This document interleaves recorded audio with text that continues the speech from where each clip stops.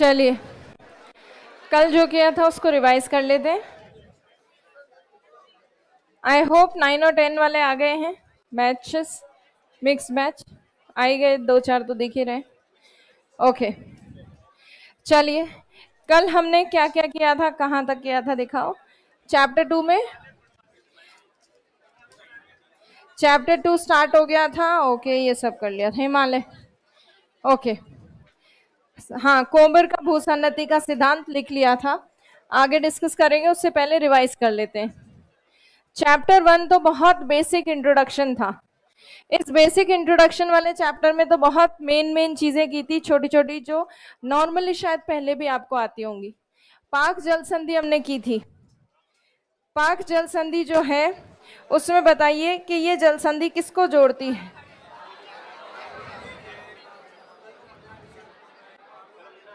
हाँ, ये जोड़ती है पाक की खाड़ी को बंगाल की खाड़ी से, पाक बे को बे ऑफ बंगाल से। अलग किसको करती है? हाँ, ये अलग करती है किसको? श्रीलंका को इंडिया से। ये बताओ, पाक की खाड़ी और मन्नार की खाड़ी के बीच में क्या है? आदम सेतु। आदम सेतु क्या है? आइलैंड्स का एक ग्रुप है, और उसी में रामेश्वरम द्वीप है, पंबन आइलैंड भी उसी में है। आपने जाके एटलस में देखा उसको? ओके, अब आगे देखिए आप। हम जो बात कर रहे थे इसके बाद नेक्स्ट चैप्टर की, हमने देखा पृथ्वी पे, पृथ्वी क्या, भारत में भूगर्भिक संरचना की विविधता है। जियोलॉजिकल स्ट्रक्चर बहुत डिफरेंट है हर जगह का। उसी वजह से इंडिया में रिलीफ फीचर्स, उच्चावच और भौतिक लक्षणों से संबंधित क्या देखने को मिलता है? विविधता। ये बताइए, उच्चावच में, रिलीफ फीचर्स में पर्वत कितना परसेंट? 10.5%। और उसके बाद आप बताइए पहाड़ियां, फिर पठार, प्लेटो कितना? 27.7, 27.7। मैदान, प्लेन्स 43.2% प्लेन्स हैं। फिर हमने इंडिया को फिजियोग्राफिक डिविजन्स में बांटा था। फिजियोग्राफिक डिविजन्स कितने बनाए थे हमने? 5 भौतिक प्रदेश हमने बनाए थे। 5 फिजियोग्राफिक डिविजन्स में से पहला भौतिक प्रदेश शुरू किया था, और हिमालय पर्वतीय प्रदेश का दूसरा नाम उत्तरी पर्वतीय प्रदेश, नॉर्दर्न माउंटेन रीजन।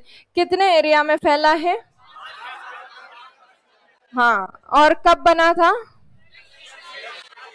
किससे बना था? किसके सेडिमेंट से? टेथिस सागर के अवसादों थे, टेथिस सी के सेडिमेंट से। और ये कितने डिग्री से कितने डिग्री के बीच? ये डिग्री जो है, ये लॉन्गिट्यूड की है कि लैटिट्यूड की है? लॉन्गिट्यूड की। कितने डिग्री का लॉन्गिट्यूडनल एक्सटेंशन है? 22 डिग्री का लॉन्गिट्यूडनल एक्सटेंशन है। फिर हमने बात की कि हिमालय पर्वतीय प्रदेश, ये वाला जो पार्ट है, इसमें विश्व की सबसे ऊंची श्रेणियां हैं, जिनसे कई सारे हिमनद, जिनसे कई सारी नदियां निकलती हैं। ये सब डिस्कस किया था। उसके बाद नहीं चल रहा, एसी चलाओ ना इनका। ये भी नहीं चल रहा, सारे ऐसे नहीं चल रहे। चलाओ चलाओ, सब चलाओ। नहीं चलाने भाई, देख लो, तुम लोग डिसाइड कर लो। ये वाला चलाना है। थोड़ा लो टेम्परेचर नहीं, थोड़ा हाई टेम्परेचर पे चला दो। 27 28 पे चला दो, ठीक है। थोड़ा थोड़ा हल्की हल्की ठंडी हवा के झोंके महसूस होते रहेंगे। हिमालय पड़ रहे हैं तो कुछ लोग देखो, गर्मी से कुछ लोगों को चक्कर आ जाते हैं, तो थोड़ा थोड़ा उनको ठंडे झोंके मिलते रहे। आगे बढ़ते हैं और बात करते हैं हिमालय पर्वतीय प्रदेश में हिमालय पर्वत की उत्पत्ति से संबंधित 2 सिद्धांत हमने किए थे। कोबर का भूसन्नति सिद्धांत और प्लेट टेक्टोनिक थ्योरी। कोबर का जियोसिंक्लाइन जो थ्योरी है, उस जियोसिंक्लाइन थ्योरी की अगर बात करें तो कोबर के अनुसार भूसन्नति पर्वतों का पालना होती है। और भूसन्नति कहते किसको है? हाँ, कम गहरे और सकड़े नैरो वाटर बॉडी को, जल राशि को कहते हैं भूसन्नति। जियोसिंक्लाइन के दोनों तरफ होते हैं अग्रदेश या फिर फोरलैंड एरियाज। फोरलैंड एरियाज से आती हैं नदियां और नदियां अवसाद भर देती हैं जियोसिंक्लाइन में। भूसन्नति में जब सेडिमेंट्स बढ़ते हैं तो इसकी तली के ऊपर भार बढ़ जाता है, वेट बढ़ जाता है इसके बेस पे। अब इसी वजह से ये तली धंसने लगेगी। जैसे जैसे ये तली धंसती है, अग्रदेश फोरलैंड एरियाज एक दूसरे के, ये फोरलैंड है, ये फोरलैंड है, ये एक दूसरे के पास आएंगे तो उनके ऊपर संपीड़न बल लगता है। संपीड़न बल मतलब किसी चीज को दोनों तरफ से दबा दिया, ऐसे कंप्रेस कर दिया, उसको कहते हैं संपीड़न बल। तो दोनों तरफ से अग्रदेशों से लगता है संपीड़न बल। जैसे जैसे ये कंप्रेस करोगे, आप इसको पिचकाओगे, दबाओगे, वैसे वैसे क्या होगा, ये सकड़ी होती जाएगी, पानी का स्तर ऊपर उठ के पानी इधर उधर बहकर चला जाएगा। एक समय ऐसा आएगा जब पूरी जियोसिंक्लाइन भर जाएगी सेडिमेंट से और काफी नैरो हो जाएगी सकड़ी। और जब ये पूर्ण रूप से अवसादों से भरी हुई है तब इसमें फोल्डिंग होना शुरू हो जाएगी, क्योंकि दोनों तरफ से बल लग रहा है। फोल्डिंग की वजह से किनारे किनारे पर बनेंगे वलित पर्वत। बीच का पिंड जो ज्यादा प्रभावित नहीं होगा वो बनेगा पठार। तो ये जियोसिंक्लाइन थ्योरी कोबर ने दी है। कोबर ने बताया कि हिमालय की जगह 7 करोड़ साल पहले क्या था, टेथिस सागर था। टेथिस भूसन्नति थी, जियोसिंक्लाइन। टेथिस जियोसिंक्लाइन के एक तरफ अंगारा लैंड, एक तरफ गोंडवाना लैंड था। टेथिस जियोसिंक्लाइन में सेडिमेंट्स भरे और फिर अंगारा लैंड और गोंडवाना लैंड एक दूसरे की तरफ आए, सेडिमेंट्स की फोल्डिंग हुई, वलन हुआ, जिससे बने एक तरफ तो हिमालय पर्वत, एक तरफ कुनलुन शान पर्वत, और दोनों के बीच में बना एक पठार, तिब्बत का पठार। तो ये कोबर की थ्योरी है। इसके बाद दूसरी थ्योरी जो हमको देखनी है वो है प्लेट टेक्टोनिक थ्योरी। तो अब आप हेडिंग डालिए प्लेट विवर्तनिक सिद्धांत।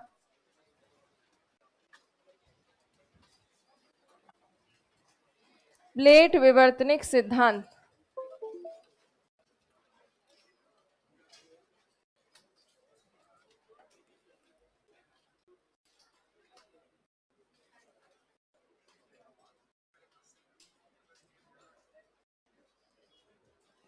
प्लेट टेक्टोनिक थ्योरी की हेडिंग डाल लीजिए।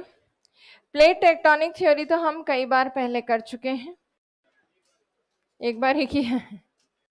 हाँ, प्लेट विवर्तनिक सिद्धांत के अनुसार हिमालय के निर्माण का क्या कारण हो सकता है? यूरेशियन और इंडो ऑस्ट्रेलियन प्लेट के अभिसरण से हिमालय पर्वत का निर्माण हुआ है।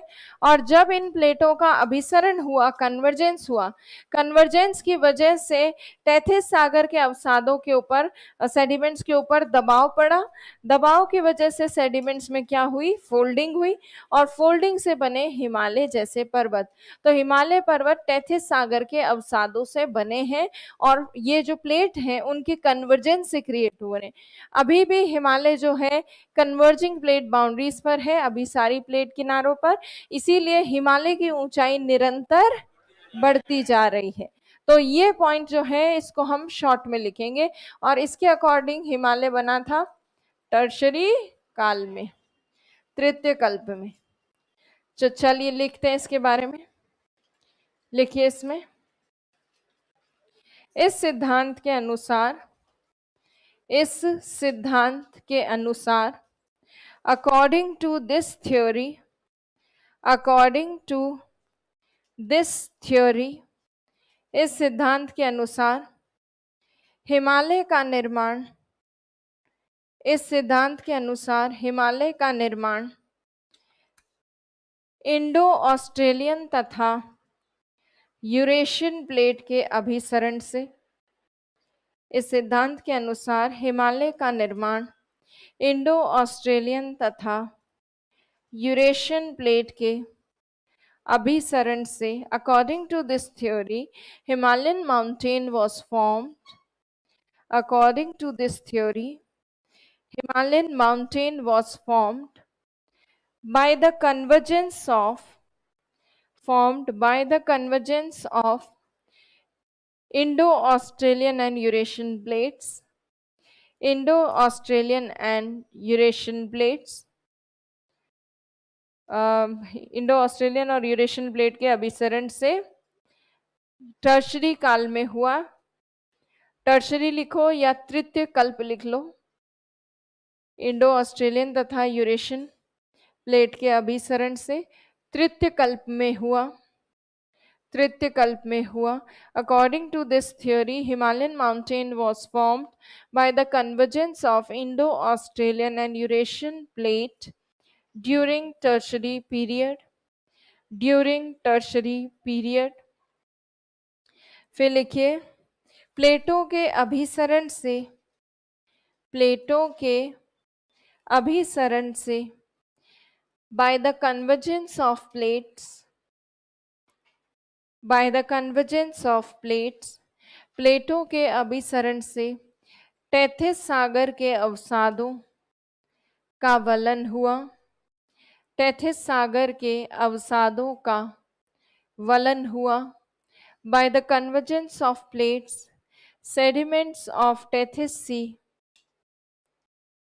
sediments of Tethys Sea folded, sediments of Tethys Sea folded, अवसादों का वलन हुआ जिससे हिमालय पर्वत श्रेणियों का निर्माण हुआ। जिससे हिमालय पर्वत श्रेणियों का निर्माण हुआ। Due to which Himalayan mountain ranges were formed. Due to which Himalayan mountain ranges were formed. Mountain ranges were formed. Himalaya पर्वत श्रेणियों का निर्माण हुआ। तो हिमालय पर्वत का निर्माण इसी तरह से हुआ है। प्लेट टेक्टोनिक थ्योरी तो सिंपल सब बता दी है और यह सिद्धांत वैज्ञानिक रूप से प्रमाणित है। तो जो भी ये बता रहा है ये साइंटिफिकली बिल्कुल करेक्ट है।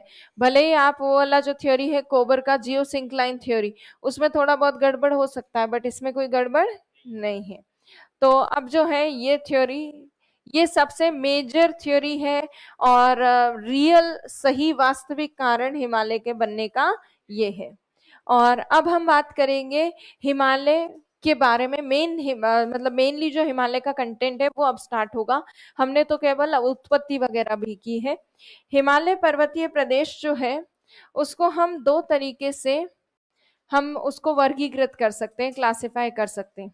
एक तो हम उसको भौगोलिक विभाजन कर सकते हैं, जोग्राफिकल डिवीजन।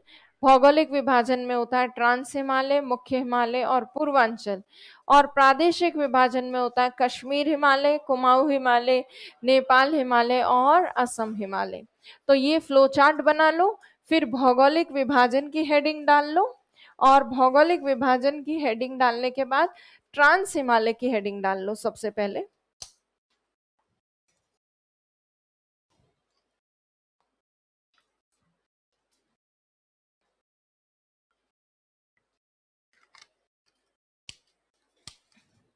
B11 के बच्चे इतनी छुट्टी क्यों ले रहे हैं आजकल?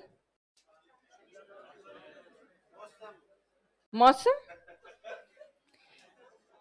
मौसम इतना उनको प्रभावित तो नहीं करना चाहिए। सीरियस स्टूडेंट्स हैं फिर भी पढ़ छुट्टी कैसे ले रहे? एग्जाम है? अच्छा एग्जाम चल रहे हैं, अभी तक खत्म नहीं हुए? कब खत्म होंगे? 30 को खत्म होंगे। चलो 30 जून तक देखते हैं फिर।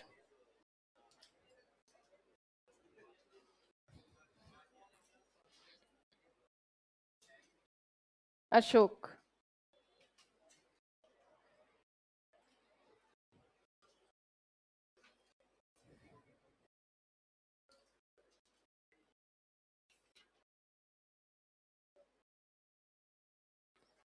रिवीजन चल रहा है इधर तो, है ना? करा हुआ है ना पहले?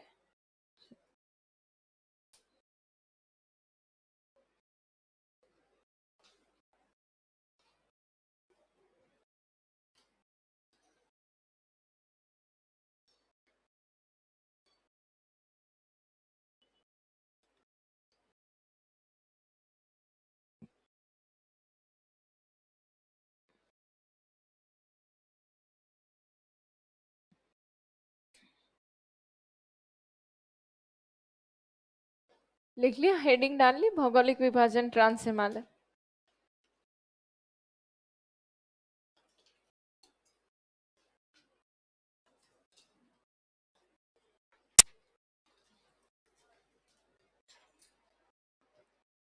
हाँ हो गया, वेरी गुड। पीछे वालों का हो गया है, आगे वालों जल्दी करो। भौगोलिक विभाजन और फिर ट्रांस हिमालय की हेडिंग डालो। Geographical division and then trans Himalayas.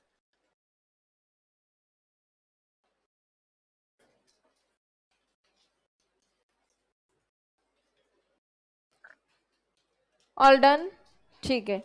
अब हम ट्रांस हिमालय डिस्कस करेंगे।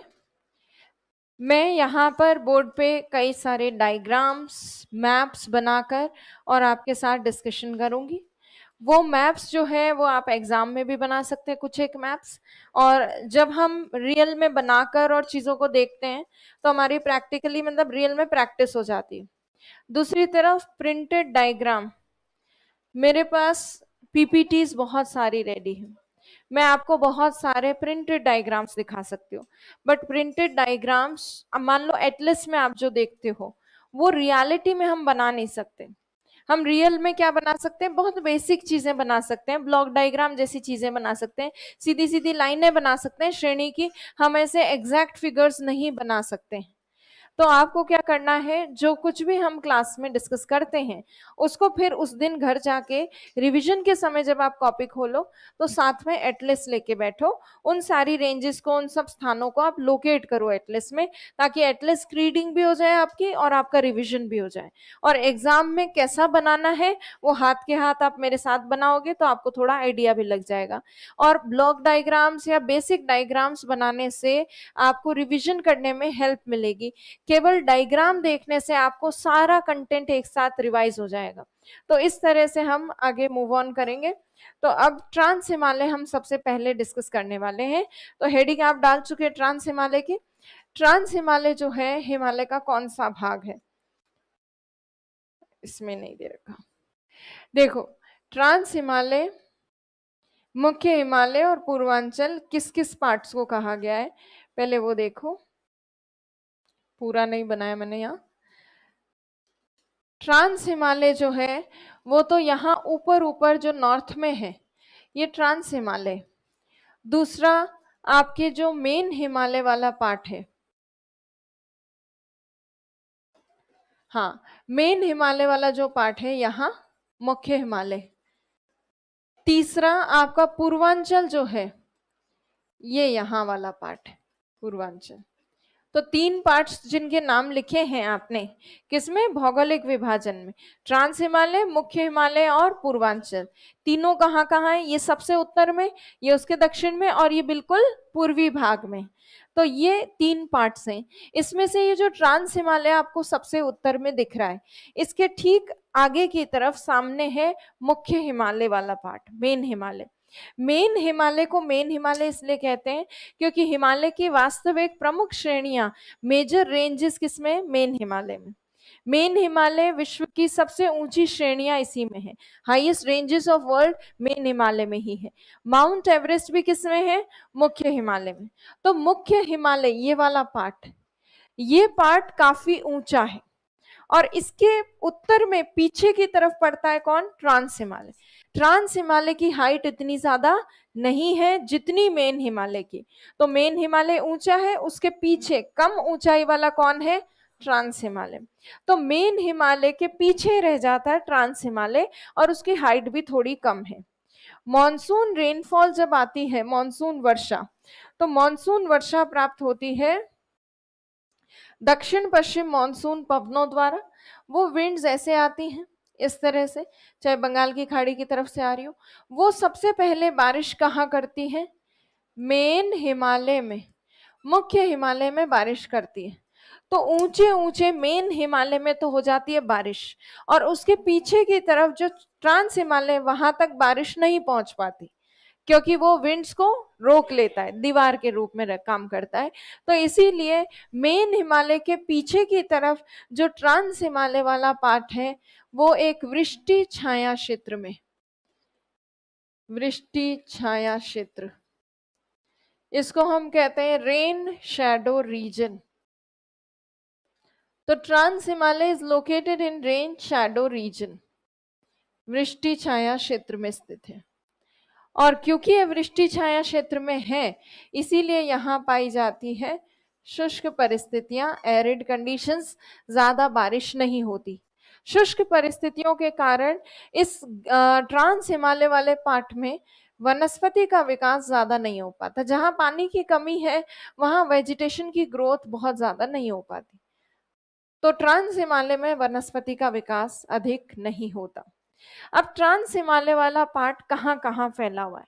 इंडिया में तो मेनली ये किस में है? लद्दाख में। और थोड़ा बहुत ट्रांस हिमालय का काफी पार्ट आपको तिब्बत में भी देखने को मिलेगा, और इनफैक्ट तिब्बत में इसका पार्ट थोड़ा ज्यादा एक्सटेंडेड है, और इसीलिए इसको ट्रांस हिमालय को तिब्बतन हिमालय भी कहते हैं, तिब्बती हिमालय भी कहा जाता है, तिब्बती हिमालय। और इस ट्रांस हिमालय वाले पार्ट में आपको 3 श्रेणियां देखने को मिलती हैं। उन 3 श्रेणियों के नाम हैं काराकोरम, लद्दाख और जास्कर श्रेणियां। सीक्वेंस है ये, सबसे नॉर्थ में है काराकोरम, फिर लद्दाख है, और फिर है जास्कर श्रेणी। तो ये 3 रेंजेस है। तो अभी हम ये बेसिक इंट्रोडक्शन लिखेंगे ट्रांस हिमालय का, ये वाला पार्ट। ये डायग्राम बनाने की जरूरत नहीं है। ट्रांस हिमालय का अभी हम एक बड़ा सा डिटेल डायग्राम बनाएंगे, उसको आप भले बना लेना। अभी ये लिख लेते हैं, फिर श्रेणियां देखेंगे। तो ट्रांस हिमालय के बारे में लिखिए, इसमें लिखिए यह हिमालय पर्वतीय प्रदेश का सबसे उत्तरी भाग है। यह हिमालय पर्वतीय प्रदेश का सबसे उत्तरी भाग है। It is the northernmost part of Trans Himalaya. It is the northernmost part of Trans Himalaya. उत्तरी भाग है। यह भाग मुख्य हिमालय के वृष्टि छाया क्षेत्र में स्थित है। This part is located in the rain shadow region of Trans Himalaya. This part is located in the rain shadow region of trans Himalaya, वृष्टि छाया क्षेत्र में स्थित है। अतः यहाँ शुष्क परिस्थितियां पाई जाती हैं। अतः यहाँ शुष्क परिस्थितियां पाई जाती हैं। Therefore, arid conditions are found here.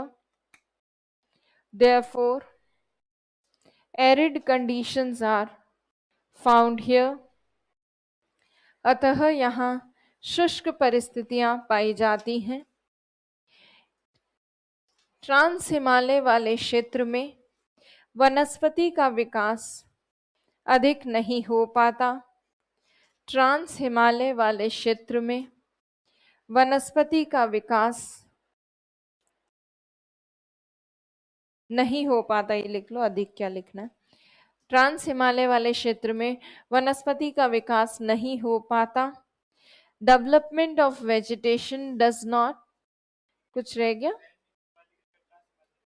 हाँ, it is northernmost part of Himalayas. This part is located in the rain shadow region of main Himalaya. English में ट्रांस लिख दिया क्या? This part is located in the rain shadow region of main Himalaya. Main लिखना है English में, यहाँ पे main है ना, मेन हिमालय। और फिर उसके बाद therefore arid conditions are found here. Development of vegetation does not take place in this region. Development of vegetation does not take place in this region. वनस्पति का विकास नहीं हो पाता। ट्रांस हिमालय का विस्तार लद्दाख तथा तिब्बत में पाया जाता है। ट्रांस हिमालय का विस्तार लद्दाख तथा तिब्बत में पाया जाता है। Trans Himalaya is found in Trans Himalaya is found in Ladakh and Tibet. Trans Himalaya is found in Ladakh and Tibet, Ladakh तथा तिब्बत में पाया जाता है। इसे तिब्बती हिमालय भी कहते हैं, इसे तिब्बती हिमालय भी कहते हैं। It is also called Tibetan Himalaya, it is also called Tibetan Himalaya, तिब्बती हिमालय भी कहते हैं। हिमालय के इस भाग में 3 प्रमुख श्रेणियां हैं। हिमालय के इस भाग में 3 प्रमुख श्रेणियां हैं। In this part of Himalaya 3 ranges are there. In this part of Himalaya 3 ranges are there. 3 श्रेणियां हैं। अब 3 श्रेणियों के नाम लिखिए, काराकोरम, लद्दाख और जास्कर। काराकोरम, लद्दाख और जास्कर।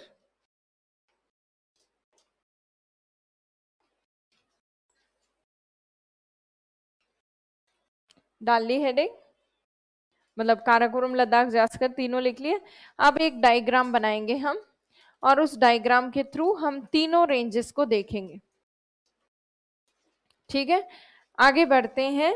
हम डायग्राम बनाएं उससे पहले मैं आपको एक प्रिंटेड डायग्राम बताती हूँ ट्रांस हिमालय का। लो, इसमें तो है ही नहीं था, दूसरे दूसरे मिलेगा, मिलेगा मिलेगा।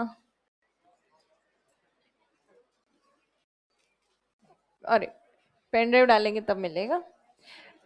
देखते हैं अभी ट्रांस हिमालय का प्रिंटेड डायग्राम जब देखते हैं तो सारी रेंजेस, ऐसे रेंजेस का नाम तो दिख जाता है बट कुछ पीक्स वगैरह हमें क्लियरली नहीं दिखती है। वो पीक्स हम जब बनाते हैं, ड्रॉ करते हैं डायग्राम, तभी क्लियरली नजर आती है।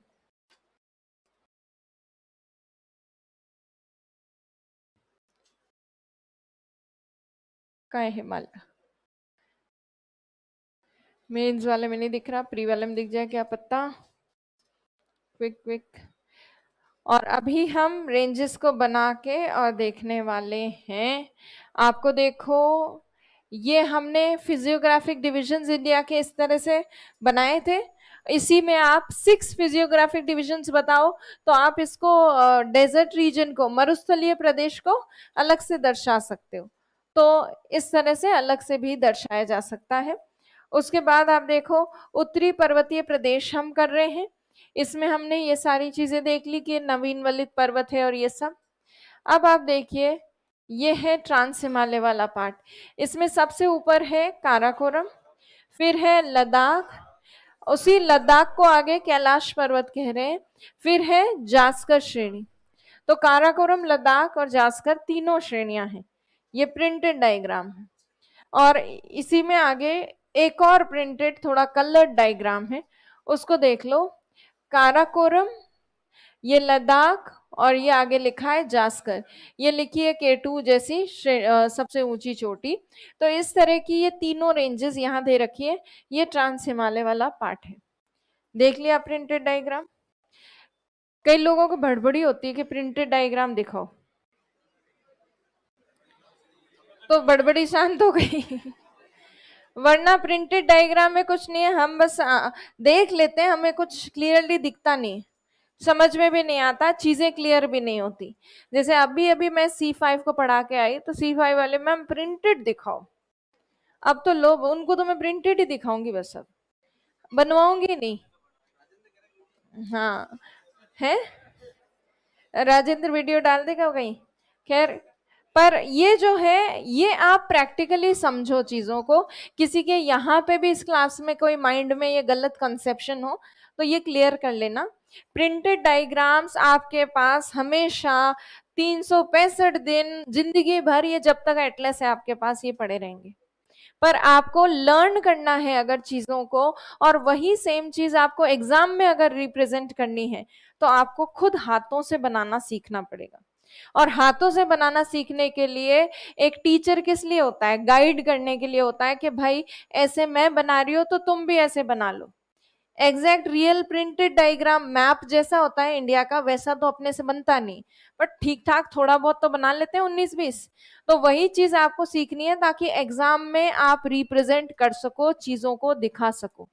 तो किसी के वैसी अगर मन में वो भावना हो वो वाली, तो वो बिल्कुल धो देना साफ। ठीक है, डायग्राम बनाओ चुपचाप हाथ से। कुछ लोग मेहनत नहीं करना चाहते, हाथों को तकलीफ नहीं देना चाहते कि बस हम प्रिंटेड डायग्राम दे दें। तो अब आप हाथों को तकलीफ देनी पड़ेगी थोड़ी सी, तो देखो। और पहले मत बनाना, पहले समझो और फिर बनाओ, क्योंकि आप अगर बनाते समय मतलब मेरे साथ साथ बनाओगे तो कुछ समझ नहीं आएगा, आप सिर्फ कॉपी डाउन करोगे। तो आप देखो, ये है अपना इंडिया, इसको थोड़ा और बड़ा कर लेते। ये इंडिया का नदन पार्ट है, उत्तरी भाग। और इस उत्तरी भाग के आगे यहाँ पर ये दूसरे पार्ट शुरू हो जाते हैं। थोड़ा सा छोटा कर लेते हैं, आंखें फट जाएगी आपकी। हाँ, तो ये वाला जो हिमालय का पार्ट है, हिमालय क्या भारत का पार्ट है, इसमें आगे यहाँ हिमाचल प्रदेश, उत्तराखंड और फिर आगे चल के नेपाल वाला सेक्शन आ जाता है। इस तरफ तिब्बत है ही, और ये लद्दाख वाला पार्ट है, जम्मू कश्मीर वाला पार्ट है। केवल हम यहाँ बना रहे हैं क्योंकि ट्रांस हिमालय इसी सेक्शन में है। ये इंडिया की बाउंड्री बनाई है अभी। अब मैं रेंजेस बताती हूँ। सबसे नॉर्थ में रेंज है काराकोरम। काराकोरम रेंज सबसे लंबी है और सबसे ऊंची रेंज है, सबसे ऊंची श्रेणी। उसके बाद दूसरी श्रेणी जो है वो है लद्दाख श्रेणी। लद्दाख श्रेणी जो है इसको तिब्बत में कैलाश पर्वत कहते हैं। मैं यहाँ लद्दाख श्रेणी का एल लिख रही हूँ। और लद्दाख श्रेणी के ठीक दक्षिण में है मानसरोवर झील। ये मैंने मानसरोवर झील बनाई। तीसरी रेंज का नाम है जास्कर। जास्कर रेंज शुरू होती है यहाँ से और ऐसे बिल्कुल बॉर्डर रीजन से होती हुई जाती है और तिब्बत में जाकर खत्म हो जाती है। तो लद्दाख और जम्मू कश्मीर के बॉर्डर रीजन से होते हुए हिमाचल प्रदेश तिब्बत के बॉर्डर और उत्तराखंड और तिब्बत के बॉर्डर से होते हुए जाती है।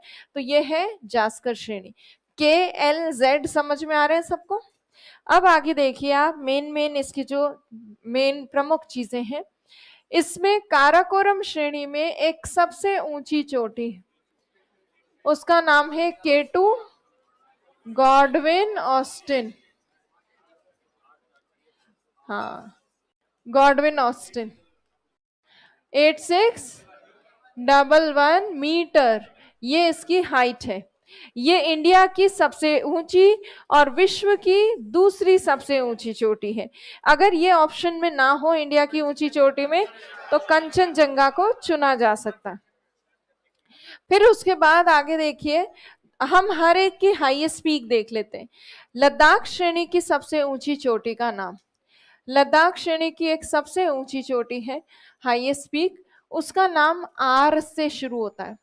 अब देखो पूरा नाम यहां नहीं आएगा, तो पूरा नाम मैं इस तरफ लिख रही हूं। आर नाम जो मैंने लिखा है, आर का मतलब है रकापोशी। रकापोशी किसका नाम है? लद्दाख श्रेणी की सबसे ऊंची चोटी का, रकापोशी। यहां तक समझ में आ गया? रकापोशी तक सबको क्लियर है? ये लद्दाख श्रेणी, अले लद्दाख श्रेणी, ठीक है। आगे देखिए, और भी चीजें हमको समझनी है। ये जो आपकी जास्कर श्रेणी है, जास्कर रेंज की सबसे ऊंची चोटी है उत्तराखंड और तिब्बत के बॉर्डर रीजन के ऊपर, जिसका नाम है कामेट। ये बेसिकली है उत्तराखंड में ही, कामेट इसका नाम आ जाएगा, तो लिख लेते हैं। उत्तराखंड हटा दो, यहाँ पे यहां लिख देती हूँ कामेट, कामेट श्रेणी चोटी। तो तीनों श्रेणियों की सर्वोच्च चोटी क्लियर है। काराकोरम की K2, लद्दाख की रकापोशी और जास्कर की कामेट। अब आप देखिए, काराकोरम श्रेणी जो है ये विश्व की दूसरी सबसे ऊंची चोटी वाला क्षेत्र है और इसी वजह से ऊंचे पर्वतों पर क्या पाई जाते हैं? बर्फ से ढका हुआ क्षेत्र, और बर्फ से ढके क्षेत्रों में होते हैं बहुत सारे हिमनद। तो काराकोरम श्रेणी में बहुत सारे हिमनद हैं, हिमनद, बहुत सारे ग्लेशियर हैं। किसमें? काराकोरम रेंज में। उनमें से सबसे इंपॉर्टेंट ग्लेशियर का नाम है सियाचिन। हाँ, सियाचिन ग्लेशियर सबसे इंपॉर्टेंट है, सबसे ज्यादा प्रचलित है। सियाचिन ग्लेशियर से, उसके पिघलने से एक नदी निकलती है, नुब्रा नदी। नुब्रा नदी, नुब्रा वैली, और वैली क्या, नुब्रा रिवर। और नुब्रा नदी जहां निकलती है, नुब्रा नदी आगे जाकर मिलती है एक नदी से जिसका नाम है शोक नदी। सियाचिन से नुब्रा निकली और नुब्रा जाकर किस में मिली? शोक नदी में। शोक नदी का नाम है ये। और शोक नाम की नदी आगे चल के किस में मिली? इंडस, सिंधु। यहां चीजें समझ में आई। सियाचिन हिमनद से नुब्रा नदी, नुब्रा नदी शोक में मिली, शोक सिंधु में मिली। नुब्रा नदी जहां शोक नदी से मिलती है वहां एक 3 भुजाओं वाली घाटी है जिसको कहते हैं नुब्रा घाटी। जैसे मैं आपको बना के बताती हूँ, यहाँ नुब्रा घाटी, ये आप मान लो नुब्रा नदी है, ये आप मान लो नुब्रा नदी है। दूसरी तरफ ये आप मान लीजिए शोक नदी है। तो शोक नदी ऐसे आती है और आगे जाकर मिल जाती है इंडस रिवर से। सिंधु नदी मैंने नहीं बनाई यहां पर। तो नुब्रा नदी जब इस शोक नदी से मिलती है तो दोनों के बीच में जहां ये मिलन हो रहा है वहां इस शोक नदी के घुमाव की वजह से 3 भुजाओं वाली एक घाटी दिखती है, ट्राई आर्म्ड वैली नजर आती है। जैसा आप यहां देखो, ये आपको दिख रही है, ये 3 भुजाओं वाली घाटी क्या कहलाएगी? नुब्रा घाटी। नुब्रा वैली कहते हैं इसको, नुब्रा घाटी।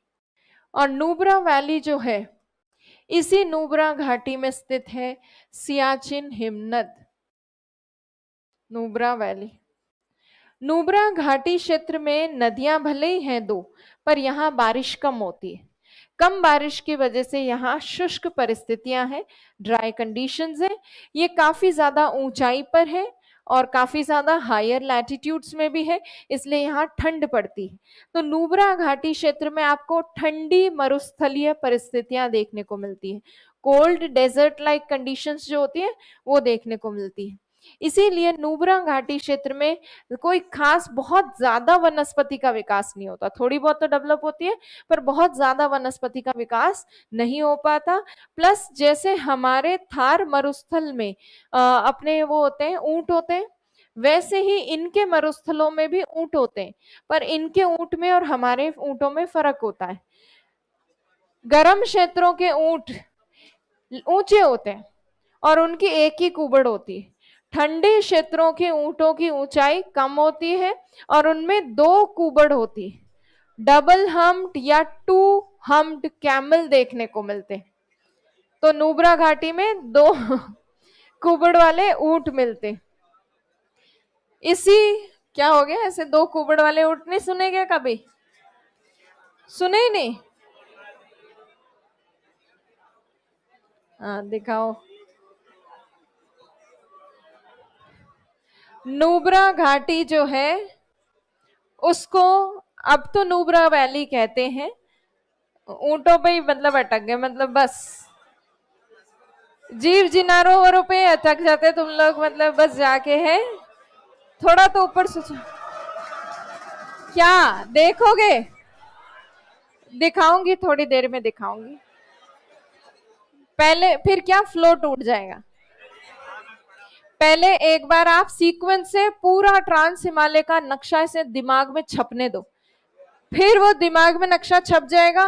फिर आप जब देखोगे नुब्रा घाटी तो सारी एक एक चीज जो बता रहा है वो समझ में आएगी।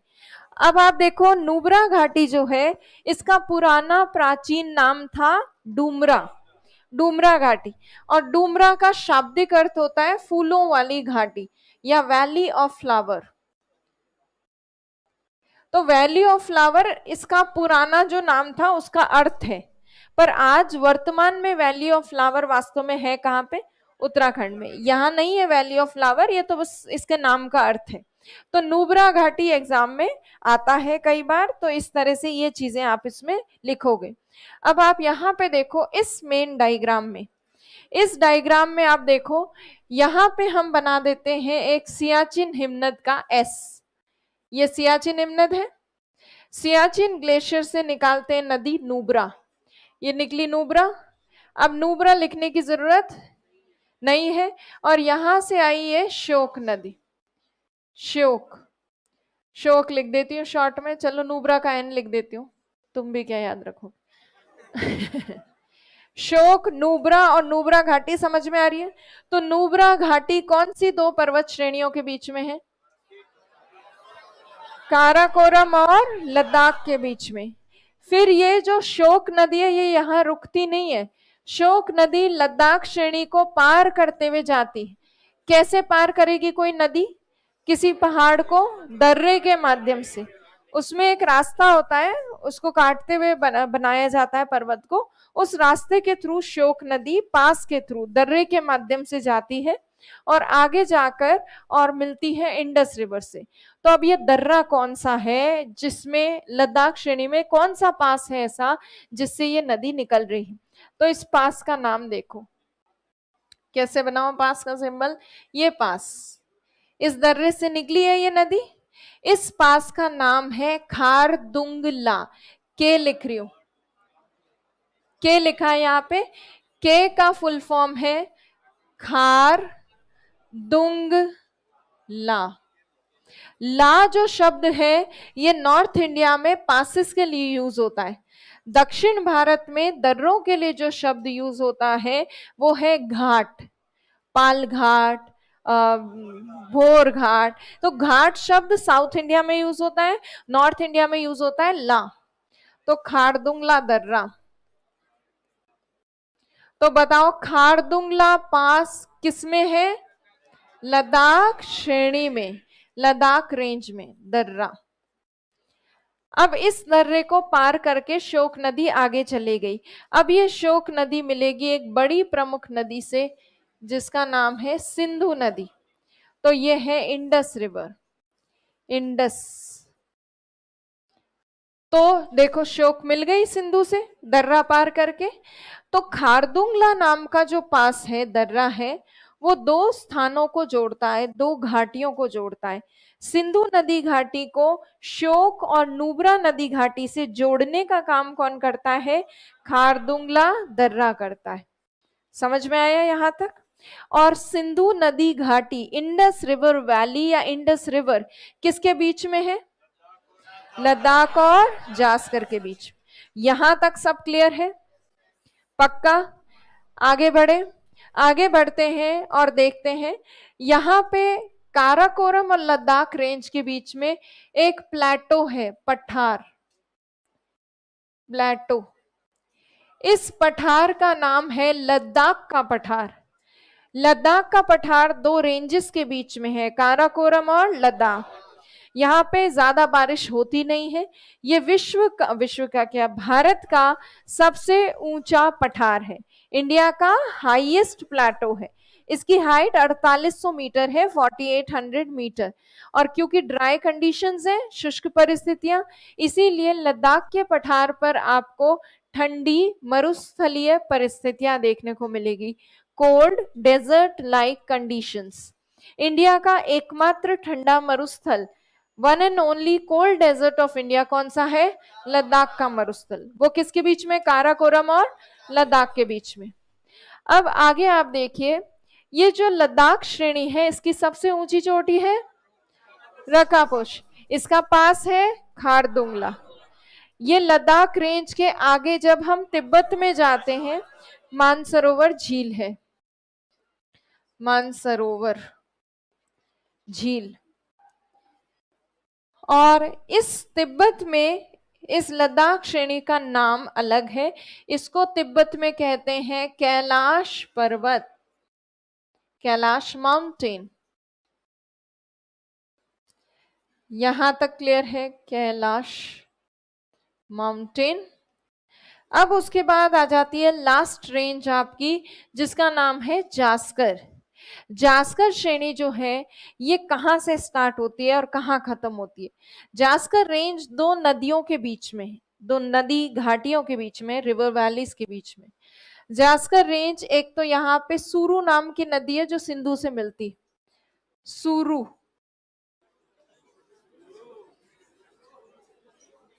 सुरु से शुरू होकर और ये आगे जाकर जास्कर श्रेणी यहाँ नेपाल से और यहाँ तिब्बत से एक नदी जाती है कर्नाली, कर्नाली नदी जो इंडिया में आकर घाघरा कहलाती, वहां कर्नाली नदी तक फैला हुआ है।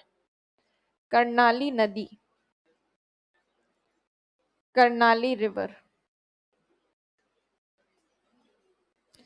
तो जास्कर श्रेणी कौन कौन सी नदियों के बीच में है? सुरु और कर्नाली नदियों के बीच में है। तो ट्रांस हिमालय में यही मेन चीजें आपको करनी थी। अच्छा, उससे पहले एक दो चीजें और बच गई। ये जो जास्कर श्रेणी है इसमें भी एक पास है, इसमें एक दर्रा है, उस दर्रे का पास का नाम है फोतुला। फोटो लेके आ, फोतुला।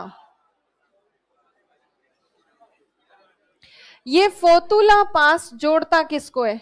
आपको पता है जास्कर श्रेणी के ठीक दक्षिण में है श्रीनगर, मतलब ठीक एग्जैक्टली दक्षिण में नहीं है, जास्कर के आगे पीर पंजाल आ जाता है, पीर पंजाल के आगे श्रीनगर है। तो ये जो है श्रीनगर को जोड़ती है आगे लेह से। ये जो सिंधु नदी घाटी है इसके किनारे है लेह। तो जब आपको श्रीनगर से लेह की तरफ जाना होता है तो आप कौन सा पास ले सकते हैं? फोतुला पास ले सकते हैं। पर डायरेक्टली एक पास क्रॉस करने से आप लेह नहीं पहुंचेंगे, पहले आपको दूसरे पासेस क्रॉस करने पड़ेंगे, दूसरे दर्रे पार करने पड़ते हैं। पर फोतुला इस लेह और श्रीनगर रूट के ऊपर एक इंपॉर्टेंट पास है। इसी तरह से जब आप लेह से और सियाचिन की तरफ जाते हैं ना हमारे आर्मी वाले लोग, तो लेह से सियाचिन के रूट पे कौन सा पास पड़ता है? खारदुंगला पास। इसी तरह से काराकोरम रेंज जो है, काराकोरम श्रेणी, काराकोरम रेंज के अंदर भी एक पास है, काराकोरम नाम का ही है। इस पास का नाम भी क्या है? काराकोरम। और काराकोरम पास चाइना और इंडिया के बीच में, इंडिया चाइना के बीच कनेक्टिविटी उपलब्ध करवाता है। तो ये ट्रांस हिमालय का कंप्लीट मैप है। वापस से रिवाइज करवाती हूँ। ट्रांस हिमालय की 3 रेंजेस हैं। सबसे पहली रेंज देखिए काराकोरम, हाईएस्ट लद्दाख, फिर जास्कर। काराकोरम की हाईएस्ट पीक K2, लद्दाख की रकापोशी, जास्कर की कामेट। काराकोरम में पास कौन सा है? काराकोरम। लद्दाख में है खारदुंगला, जास्कर में है फोतुला।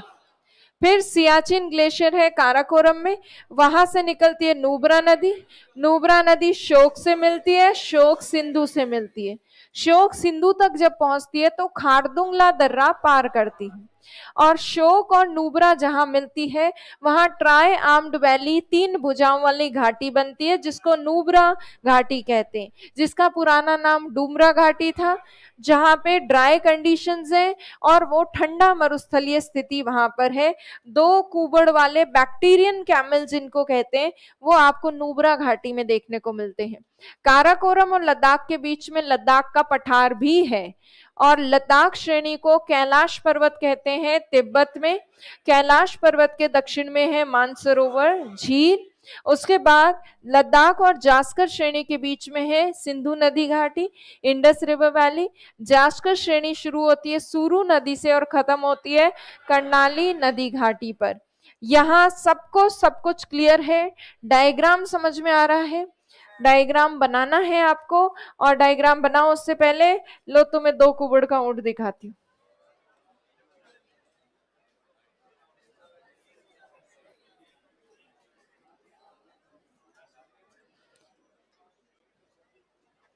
आजा।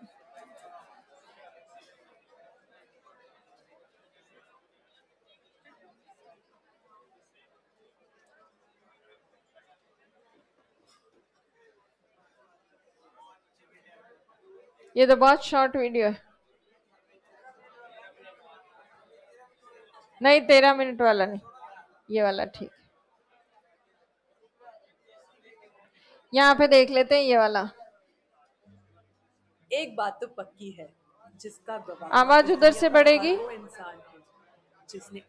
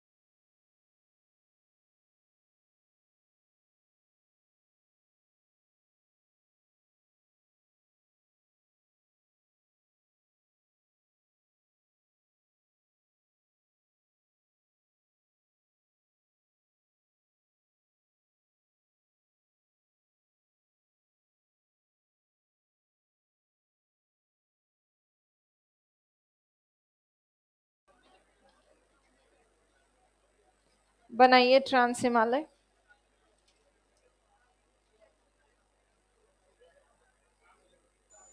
कहाँ से शुरू करें? इंडिया का मैप बनाकर शुरू करें। मैप बना लिया, तीनों रेंजेस बनाओ, फिर उनकी ऊंची ऊंची चोटियां बनाओ, फिर बाकी चीजें बना लो। बस इतना ही तो है।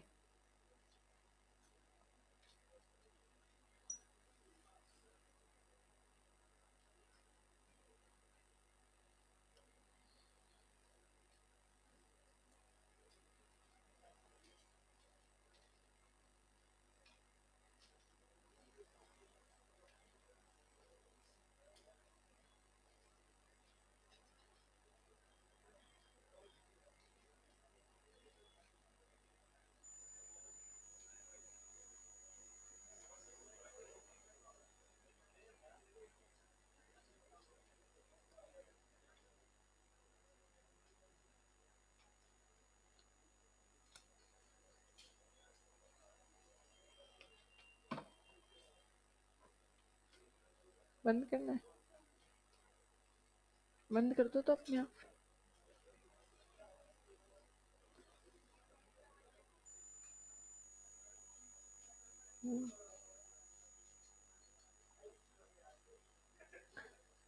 कुल्फी बन गई।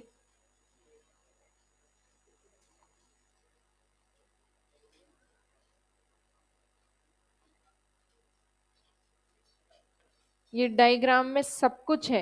एग्जाम से पहले ट्रांस हिमालय के 3 पन्नों का टेक्स्ट पढ़ने के बजाय डायग्राम रिवाइज करना है, समय बचेगा।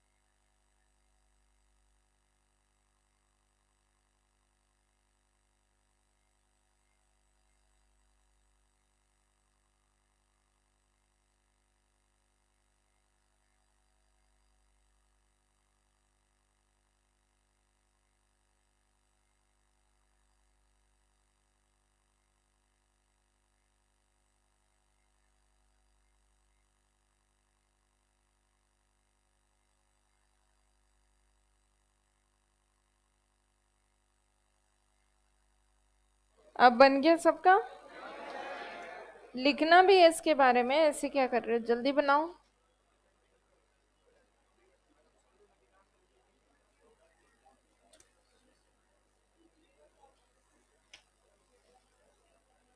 क्या चीज है? सिंधु कहाँ से ओरिजिनेट होती है? सिंधु वैसे तो कहाँ से ओरिजिनेट होती है अभी आपको देखने की जरूरत नहीं है। तिब्बत से ओरिजिनेट होती है, बोखरचू नाम का एक एरिया है, वहां पे ग्लेशियर से। कैलाश माउंटेन रीजन में ही है, कैलाश पर्वतीय क्षेत्र में भी में ही एक हिमनद से निकलती है। फिलहाल तो आप बस बेसिक आप माउंटेन के ऊपर फोकस करो, नदी पे इतना फोकस मत करो।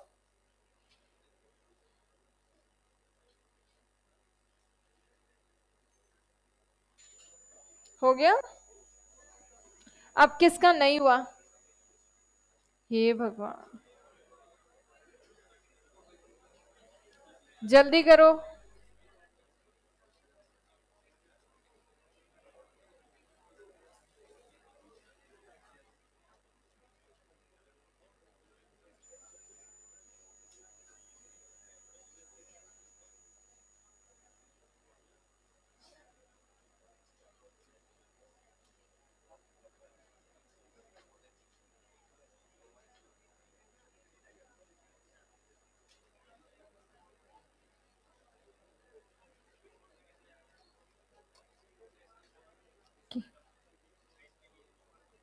स्टूडेंट अपने टी शर्ट, हाँ। अच्छा, स्प्रिंग बोर्ड से मैसेज आया है कुछ लोगों के पास कि टी शर्ट के साइज के लिए आप अपना वो दे दो, फॉर्म भर दो या ऐसा कुछ है। किसको किस साइज का चाहिए?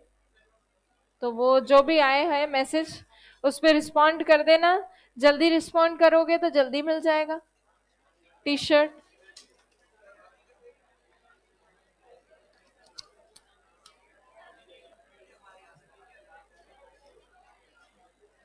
चलिए, अब हो गया। अब कितने लोगों का नहीं हुआ? एक दो लोग।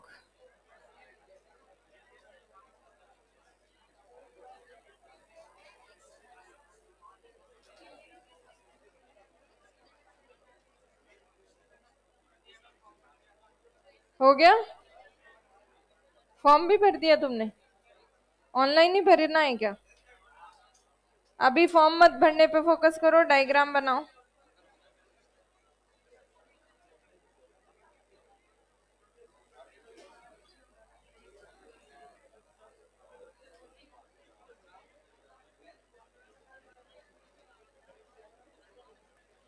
अब कितने लोगों का नहीं हुआ? बस अब फोटो खींच के छोड़ दो, तुमसे नहीं हो पाएगा आज। तुम घर जाके अच्छे से रंग भंग भर भर के करना, खूब टाइम ले रहे हो। सूरू और करनाली पता है ना क्या है? नदियां हैं।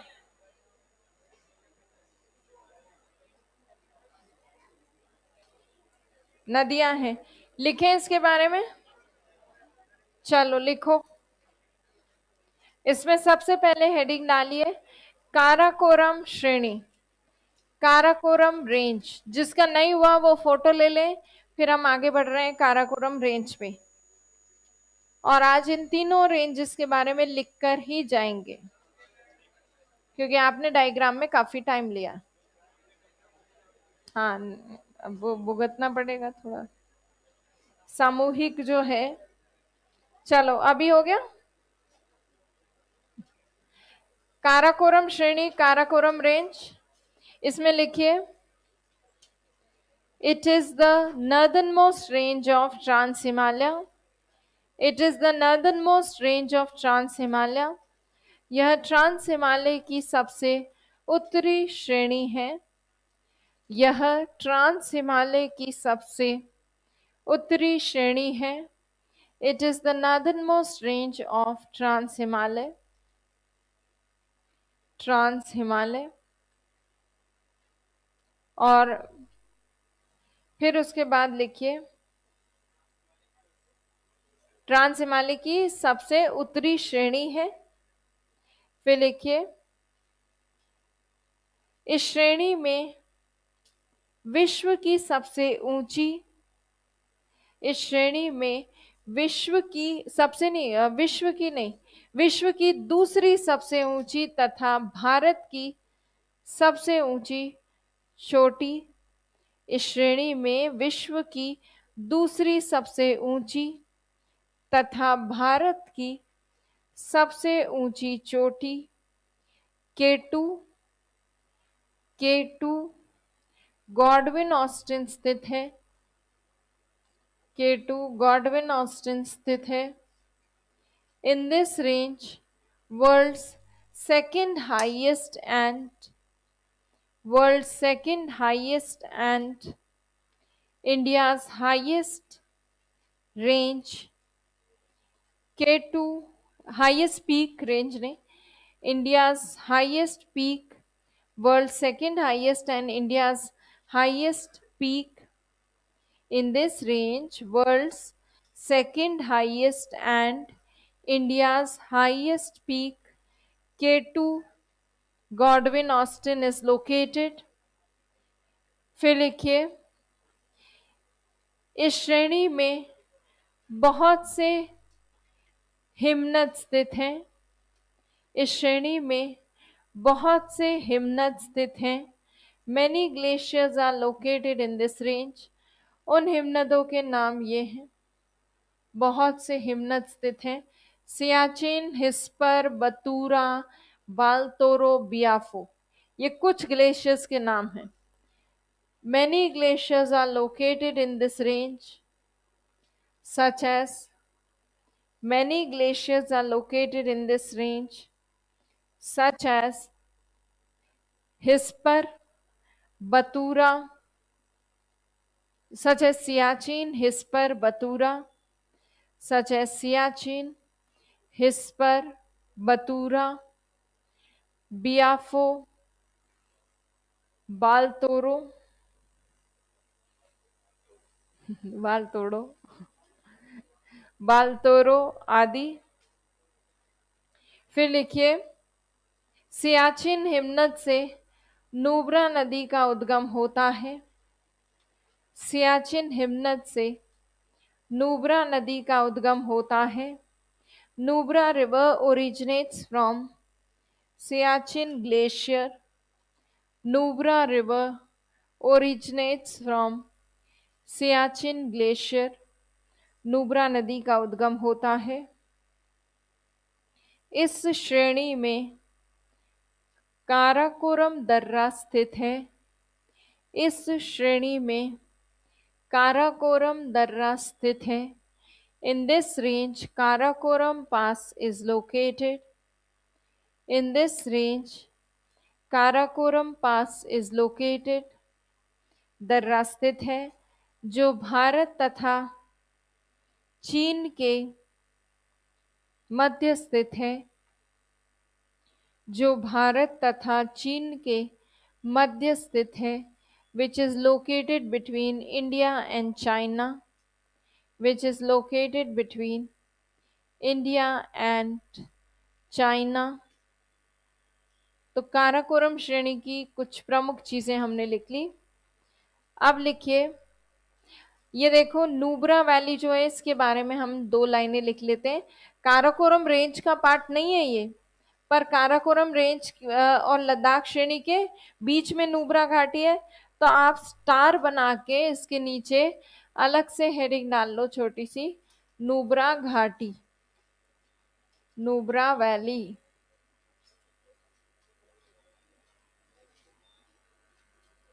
देखो इसमें नुब्रा घाटी आपको दिखेगी। इसमें भी ये शोक नदी है जो इससे सिंधु नदी से मिल रही है, और शोक नदी की सहायक नदी है नुब्रा। और यहाँ पर 3 भुजाओं वाली ये घाटी बन रही है। ये वैली कहलाती है नुब्रा घाटी। तो लिखिए इसके बारे में, यह इस घाटी का निर्माण, इस घाटी का निर्माण this valley is formed, this valley is formed, इस घाटी का निर्माण नुब्रा तथा शोक नदियों के, इस घाटी का निर्माण नुब्रा तथा शोक नदियों के मिलने से होता है। नदियों के मिलने से this valley is formed by the confluence of Nubra and Shok River. Confluence of Nubra and Shok River. SHYOK. SHYOK. Shok River. यह तीन भुजाओं वाली घाटी है जो यह तीन भुजाओं वाली घाटी है जो it is tri-armed valley which it is tri-armed valley which तीन भुजाओं वाली घाटी है जो लद्दाख तथा काराकोरम श्रेणी के बीच स्थित है। दोनों रेंजेस के बीच में है, जो लद्दाख तथा काराकोरम श्रेणी के बीच स्थित है। It is try armed valley located between Karakoram and Ladakh range, located between Karakoram and Ladakh range. फिर लिखिए, इस घाटी का पुराना नाम डूमरा था। इस घाटी का पुराना नाम डूमरा था। Dumra was the old name of this valley. Dumra was the old name of this valley. पुराना नाम डूमरा था जिसका शाब्दिक अर्थ फूलों वाली घाटी होता है। जिसका शाब्दिक अर्थ फूलों वाली घाटी होता है। Old name is Dumra valley which means valley of flowers, which means valley of flowers। इस घाटी क्षेत्र में in this valley region cold desert like conditions are found। cold desert like conditions are found is in this valley region cold desert like conditions are found। Hindi में लिखिए, इस घाटी क्षेत्र में ठंडी मरुस्थलीय परिस्थितियां पाई जाती हैं। ठंडी मरुस्थलीय परिस्थितियां पाई जाती हैं।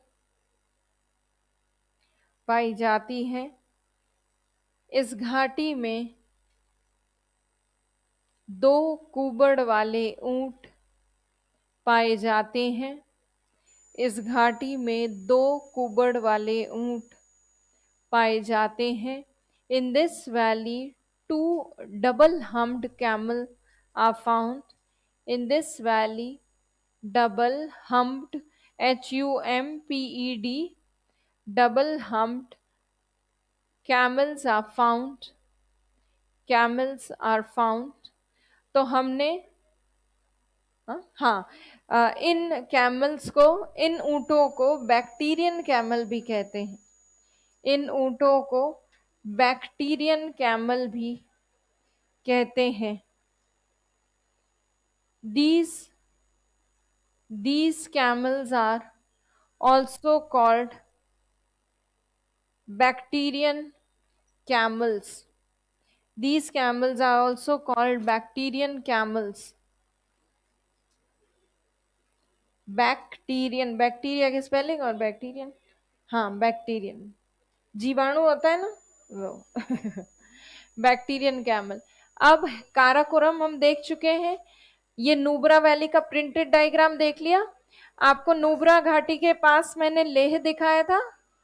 इसके पास ये देखो कारगिल भी है। इसके सिंधु नदी घाटी के पास इंडस वैली के पास लेह भी है और कारगिल की है। अब हम बात करेंगे लद्दाख श्रेणी की। हेडिंग डालिए लद्दाख रेंज। लद्दाख रेंज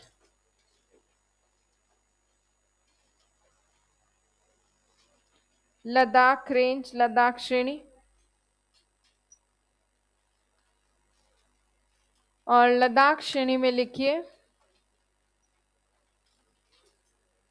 लद्दाख श्रेणी में लिखिए, इस श्रेणी की सबसे ऊंची चोटी, इस श्रेणी की सबसे ऊंची चोटी रकापोशी है। बोर्ड पे लिखी है, इस श्रेणी की सबसे ऊंची चोटी रकापोशी है।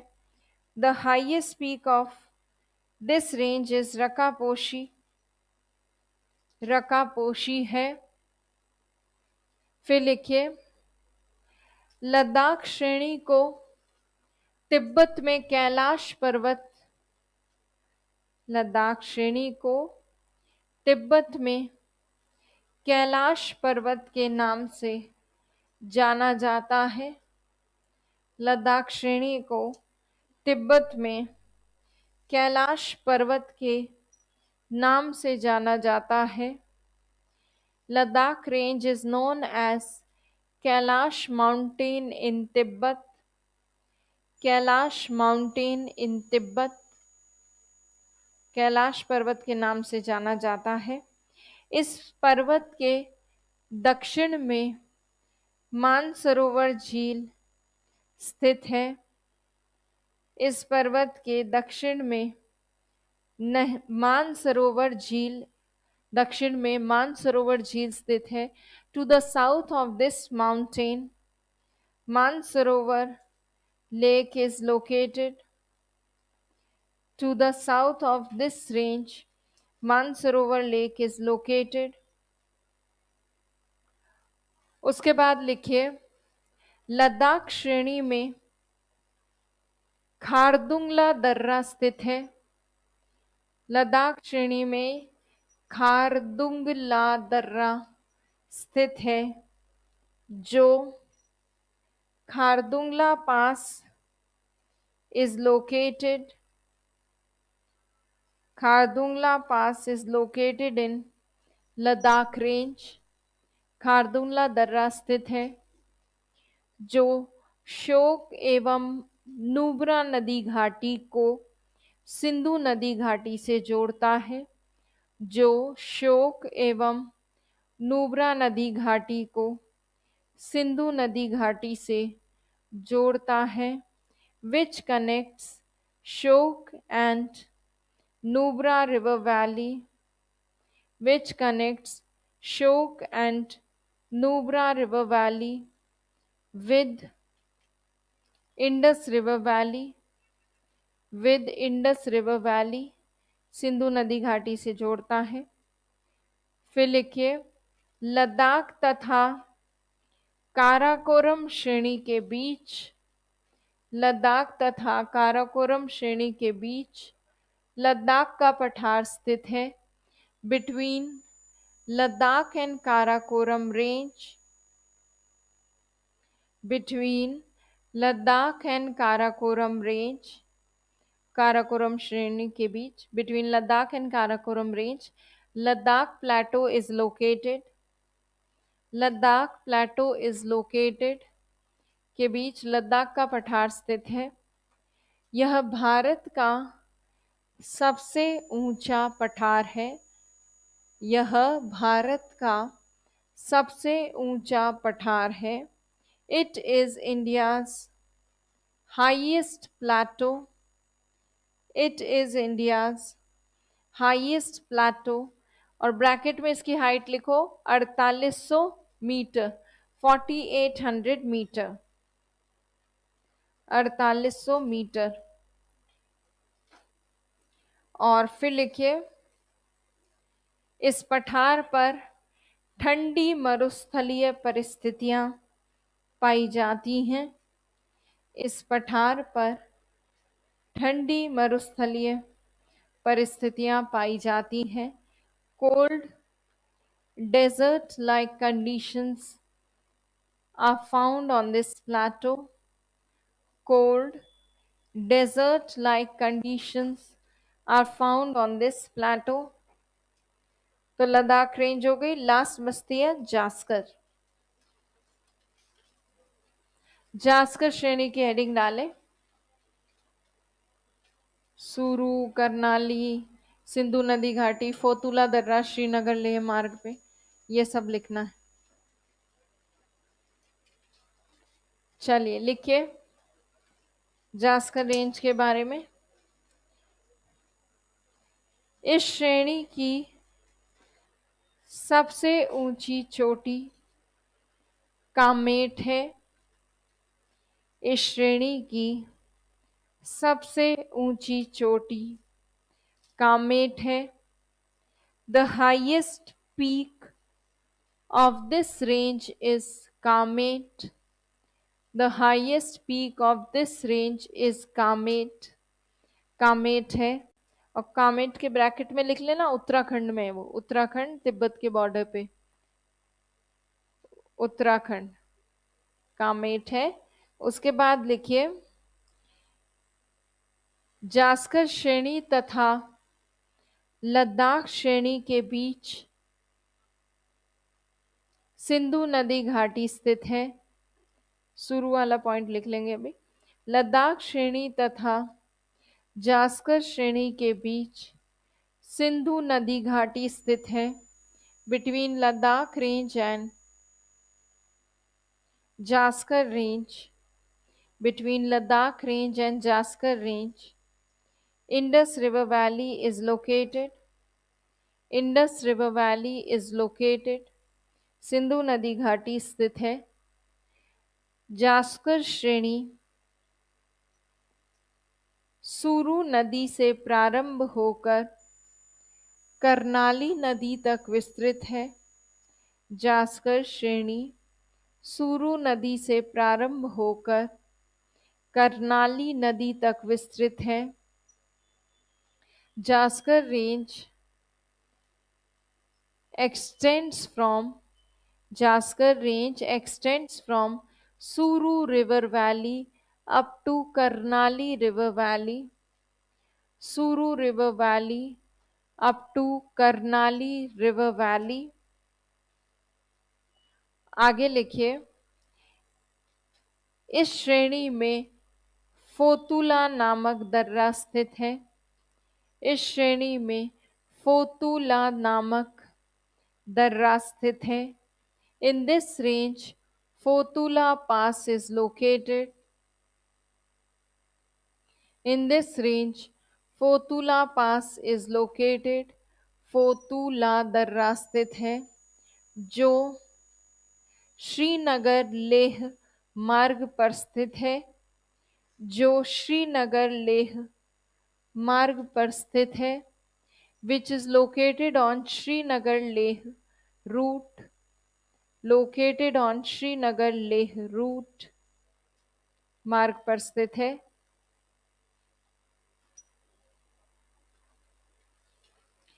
तो ये आपका ट्रांस हिमालय हो गया एंड आई एम श्योर आपको याद भी हो गया होगा, साथ साथ पूरा याद हो गया ना। Very good. अब हम बात करेंगे मुख्य हिमालय की। हेडिंग डालिए मेन हिमालय। ट्रांस हिमालय तो कंप्लीट हो ही गया।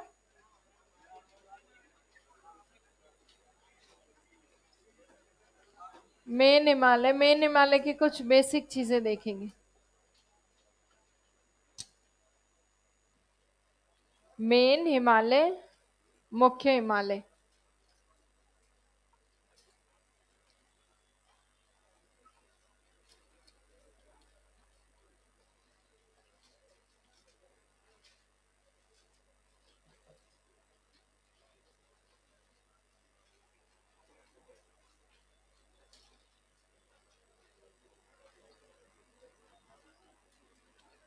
अब देखिए मेन हिमालय जो है ट्रांस हिमालय के ठीक साउथ में लोकेटेड है और जम्मू कश्मीर से लेकर अरुणाचल प्रदेश तक उनका विस्तार है। जैसे मैंने अभी एक वो बनाया था, हाईलाइट करके बताया था, तो उसके अकॉर्डिंग आपने देखा होगा। मेन हिमालय वाला जो पार्ट है उसमें कुछ एक खास बातें हैं, उनको हम देख लेते हैं। मुख्य हिमालय शुरू हो जाता है सिंधु नदी घाटी से और आगे जाता है ब्रह्मपुत्र नदी घाटी तक।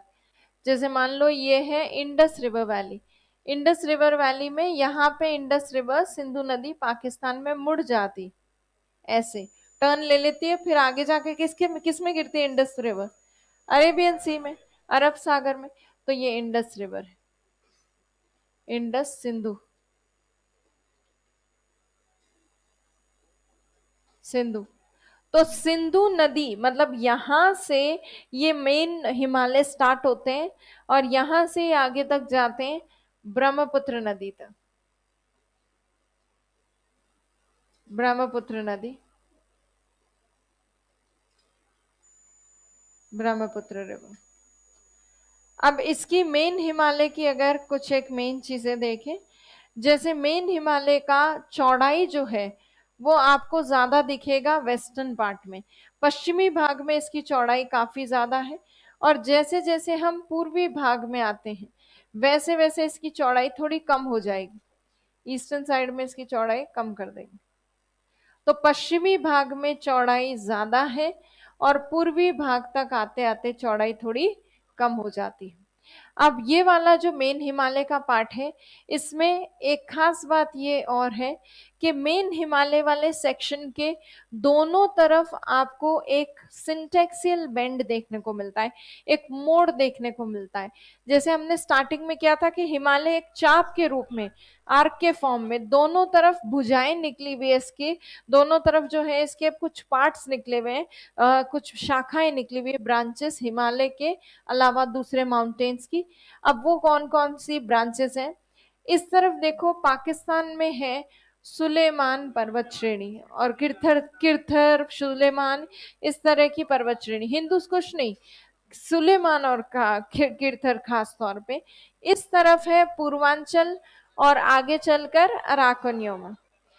तो मेन हिमालय का एक्सटेंशन तो है पश्चिम से पूर्व तक, और उसके आसपास में वेस्टर्न और ईस्टर्न साइड में जो माउंटेन्स है उनका विस्तार है उत्तर से दक्षिण की तरफ। तो एक घुमाव आ जाता है, तो वो घुमाव घुमाव एक तरफ सुलेमान पर्वत के कारण है, एक तरफ पूर्वांचल पर्वत के कारण होता है।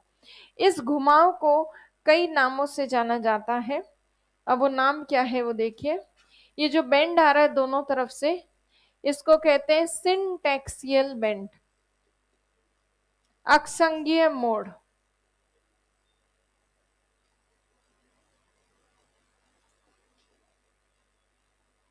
सिंटेक्सियल बेंड, इसको हिंदी में सिंटेक्सियल मोड़ कह दो या आप हिंदी में कह दो अक्षंगीय मोड़, एक ही बात है, अक्षंगीय मोड़। तो हिमालय के दोनों ओर, मुख्य हिमालय के दोनों ओर मोड़ पाया जाता है, अक्षंगीय मोड़। अक्षंगीय मोड़ के अलावा ये पश्चिम से पूर्व तक जो फैला हुआ है मेन हिमालय वाला पार्ट, ये 2400 किलोमीटर की दूरी में फैला हुआ है। ईस्ट से वेस्ट का इसका एक्सटेंशन 2400 किलोमीटर का है। और इसकी मेन हिमालय की चौड़ाई ईस्टर्न साइड में है 400 किलोमीटर और वेस्टर्न साइड में आते आते इसकी 150 किलोमीटर हो जाती है चौड़ाई। तो पश्चिमी भाग में इसकी चौड़ाई कम है। तो ये कुछ मेन चीजें हैं मुख्य हिमालय की। उसके अलावा मुख्य हिमालय वाला जो भाग है इसमें हमने कुछ एक चीजें थोड़ी पहले भी देख रखी है, पर्वत पठार मैदान और मरुस्थल वगैरह। खास तौर पे पर्वत पठार मैदान, प्लेटो माउंटेन और प्लेन्स, इनके डिफरेंट टाइप्स हमने किए थे, है ना। B11 ने तो अभी रिसेंटली किए थे, बाकी जो बैचेस है उन्होंने ऑनलाइन किए थे, याद हो तो। और कुछ याद नहीं रहता आपको, वैसे मुझे पता है। तो B11 को तो रिसेंट चीजें याद होगी। हिमालय का जो दक्षिणी ढाल है, दक्षिणी ढाल वो कैसा है? उत्तल, कॉन्वेक्स। और कॉन्वेक्स स्लोप कैसा होता है? स्टीप स्लोप, तीव्र ढाल। और इसका हिमालय का जो उत्तरी ढाल है वो काफी मंद ढाल है, जेंटल स्लोप, और इसको कहते हैं कॉनकेव स्लोप, अवतल ढाल। यह हिमालय का उत्तरी ढाल, नदन स्लोप। और हिमालय का नदन स्लोप क्योंकि मंद है और जेंटल है, इसीलिए हिमालय के उत्तरी ढाल के ऊपर आपको कई सारे ग्लेशियर्स दिखते हैं। ग्लेशियर्स टिके हुए रहते हैं, हिमनद। जब ढलान नहीं होगा ज्यादा तो एकदम से ग्लेशियर फिसल के नीचे नहीं आएगा, धीरे धीरे आएगा। तो बहुत सारे ग्लेशियर अटके रहते हैं या हैं वहां पर उत्तरी भाग में। उत्तरी भाग का मतलब तिब्बत की तरफ वाला पार्ट, और दक्षिणी भाग मतलब इंडिया की तरफ वाला भाग। तो दोनों जो स्लोप्स हैं हिमालय के, उनकी जानकारी आपको होनी चाहिए। हिमालय के स्लोप्स के अलावा हिमालय से रिलेटेड कुछ एक चीजें और हैं। हिमालय की दो भागों में हम उसको देख सकते हैं। एक तो हिमालय का भाग है पश्चिमी हिमालय वाला पार्ट, और एक हिमालय का हिस्सा है पूर्वी हिमालय वाला हिस्सा, ईस्टर्न हिमालय। यहाँ पर वेस्टर्न हिमालय वाला जो पार्ट है, पश्चिमी हिमालय, पश्चिमी हिमालय, पश्चिमी हिमालय में हिम रेखा जो है या स्नो लाइन जो आपको देखने को मिलती है, वो 5500 मीटर की ऊंचाई पर देखने को मिलती है। यह अभी समझाऊंगी क्या है। और पूर्वी हिमालय में, ईस्टर्न हिमालय में आपको ये ऊंचाई थोड़ी कम देखने को मिलती। ईस्टर्न हिमालय, ईस्टर्न हिमालय में आपकी जो स्नो स्नो लाइन है उसकी हाइट है 4500 मीटर, 4500 मीटर। स्नो लाइन क्या होती है? तो स्नो लाइन का मतलब है किसी पर्वत पे वो हाइट, वो ऊंचाई जहाँ के जिसके ऊपर हमें बर्फ सी बर्फ ढकी हुई दिखे।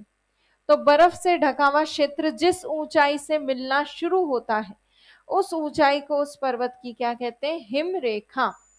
जैसे आप नीचे से ऊपर चढ़ाई कर रहे हो पर्वत की, तो आप कितना ऊपर जाओगे तब आपको बर्फ दिखेगी। तो आपको वो हिम रेखा पता होनी चाहिए कि कितना ऊपर जाना पड़ेगा तब हमें बर्फ दिखेगी। तो पश्चिमी हिमालय में आपको ज्यादा ऊपर जाना पड़ता है, 5500 मीटर ऊपर, तब बर्फ दिखती है। पूर्वी हिमालय में केवल 4500 मीटर में ही बर्फ दिख जाती है। इतना आसानी से ईस्टर्न हिमालय में बर्फ क्यों दिख रही है? क्योंकि यहाँ होती है बहुत अधिक वर्षा, यहाँ रेनफॉल ज्यादा होती, तो इसी वजह से इसकी स्नो लाइन थोड़ी नीची है। तो ये कुछ एक बेसिक पॉइंट्स हम मेन हिमालय के लिख लेते हैं। लिखो।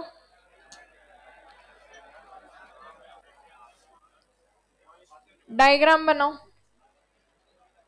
ये वाला डायग्राम बना लो मेन हिमालय का। अक्षांगीय मोड़, सिंटेक्सियल बेंड लिख लो।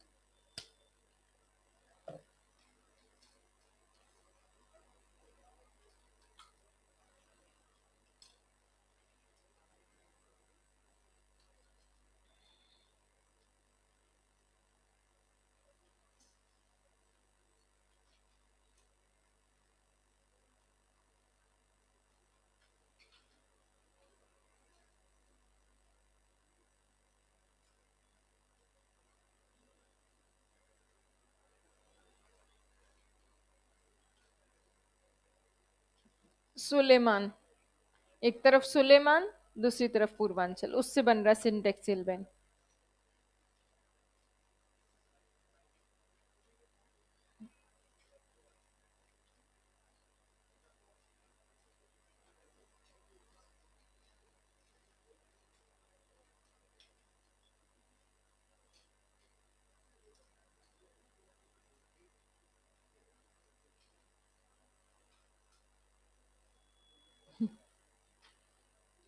क्या बना लिया?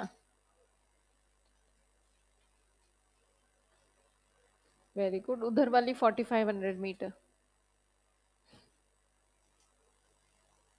Because of high rainfall.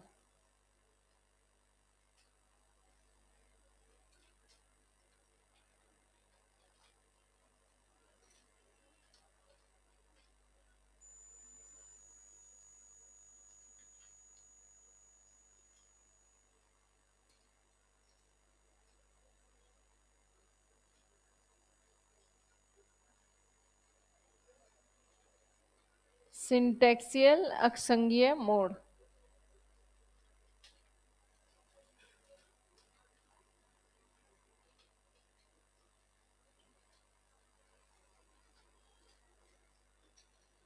कल आते मेन हिमालय का इंट्रोडक्शन लिखेंगे।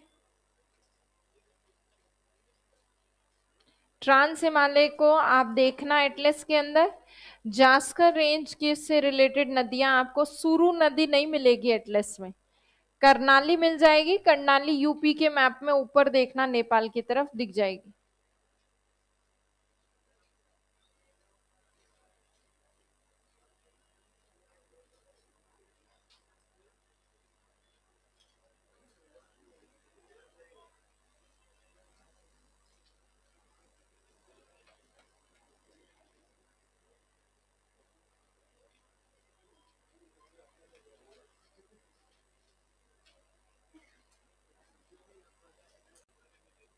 ऊपर करना है कि इसको दिख रहा नहीं हो तो सही है।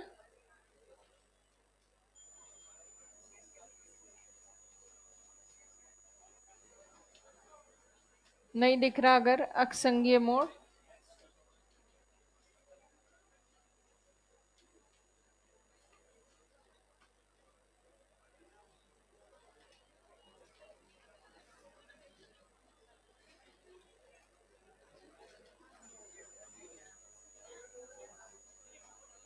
ये सबने बना लिया? किसका नहीं बना? बना रहे। स्नो लाइन वाले में कुछ नहीं है। ईस्ट वेस्टर्न हिमालय की स्नो लाइन हिमरेखा 5500 मीटर है और ईस्टर्न हिमालय की हिमरेखा 4500 मीटर, और यहाँ हिमरेखा नीचा होने का कारण वर्षा। बस ये। चलो बाकी चीजें कल करेंगे। Okay, thank you.